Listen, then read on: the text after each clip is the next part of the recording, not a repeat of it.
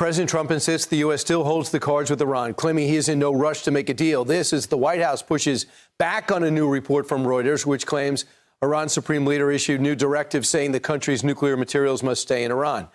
Here to discuss is retired four-star general, Fox News senior strategic analyst, General Jack Keane. General, the administration is pushing back on what the supreme leader said. I don't know what that means, but essentially the supreme leader says the nuclear material stays. What are you hearing? Well, I don't think that makes any sense. I think what I've heard is likely transferred to a third party. And certainly the Iranians want to keep enrichment for civilian purposes used, quote unquote. You know, the 3.67% that was in the JCPOA, the Obama deal. I can't imagine that being acceptable to the administration, because you give them any capability to enrich uranium, they can expand that into weapons-grade uranium at some point, which obviously is their intent. So there's a lot more to be seen here in terms of what a good deal looks like. But my problem with the deal here is that we leave Iran bruised but intact, and they'll walk away from here citing and convincing themselves that they got the United States to back down.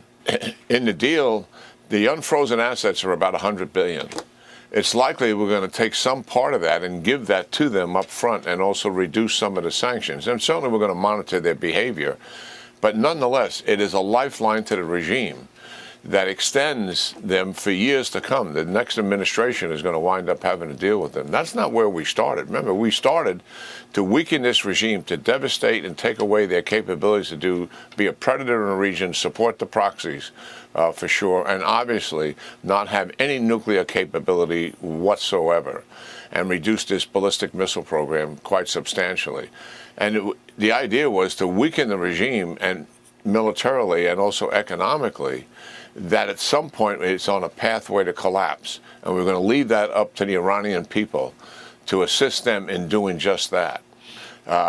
Billions and billions of dollars, that enables them to recover. And it extends their lifeline.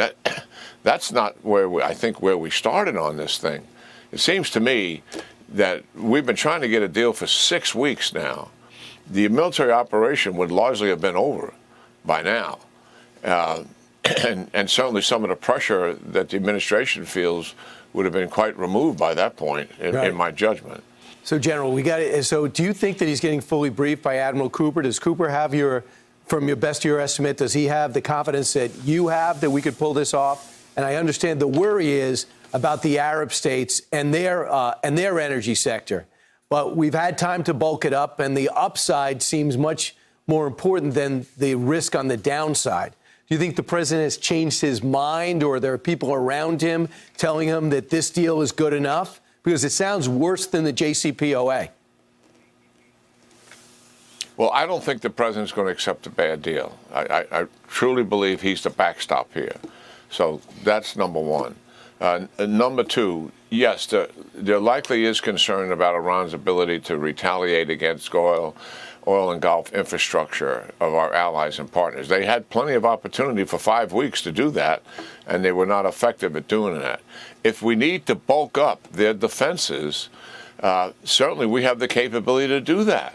We've done that for Israel. Israel asked us to assist with their defense. And we have done that, and done that quite effectively. And I'm confident if that's needed here to assist our allies and partners to protect their oil and gas infrastructure, we can do it. The other thing is, let's give some credit to what the military operation will do in reducing their ability to retaliate. We're almost looking at this thing as if we don't lay a glove on them. And they're going to be able to fire missiles and drones at all of that capability and destroy it and hit desalination plants. Well, we're going to take a lot of that capability away from them rather quickly and reduce that effectiveness. And plus, they have defenses of their own. Give you an example. The UAE's got 19 Patriot batteries.